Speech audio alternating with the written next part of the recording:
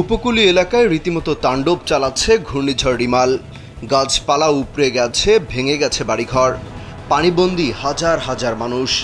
বিদ্যুৎ বিচ্ছিন্ন হয়ে পড়েছে অন্তত 40 লাখ পরিবার। বিদ্যুৎ না থাকা অনেক এলাকায় মোবাইল ফোনের নেটওয়ার্কও অচল হয়ে পড়েছে।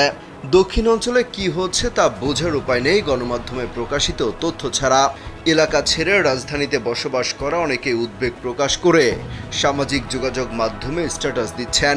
তারা বলছেন কোনোভাবেই পরিবারের সাথে যোগাযোগ করতে পারছেন না, সবার ফোন বন্ধ হয়ে গেছে। বাংলাদেশ পল্লী বিদ্যুতায়ন বোর্ডের কর্মকর্তারা জানান, সন্ধ্যা পর্যন্ত 14টি পল্লী বিদ্যুৎ সমিতির 25,69,000 গ্রাহকের বিদ্যুৎ সরবরাহ বন্ধ রয়েছে। হার্ট লাইফস্টাইলের সেমিনার আমরা করব বাংলাদেশে 31 মে। জাতীয় ক্রীড়া পরিষদের মিলনায়তন আসার জন্য আহ্বান জানাচ্ছি।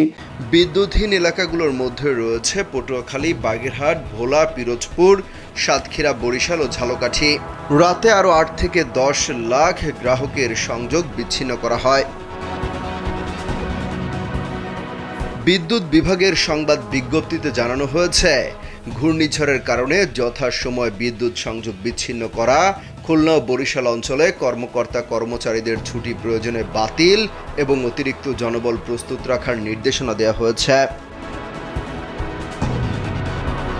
বিশেষজ্ঞরা বলছেন, বিদ্যুৎ ও ফোন জরুরি সেবার অন্তর্গত।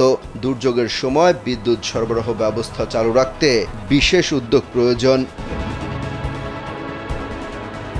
বাংলাদেশ টেলিযোগাযোগ নিয়ন্ত্রণ কর্তৃপক্ষ বা বিটিআরসি জানায়, ঘূর্ণিঝড় রিমালের সময় উপকূলের নেটওয়ার্ক ব্যবস্থা সচল রাখার জন্য মোবাইল কোম্পানিগুলোকে প্রয়োজনীয় নির্দেশনা দেওয়া হয়েছে। তবে বিদ্যুৎ না থাকা এবং ব্যাটারির চার্জ শেষ হয়ে যাওয়ায় অনেক এলাকায় মোবাইল নেটওয়ার্কের বাইরে চলে গেছে।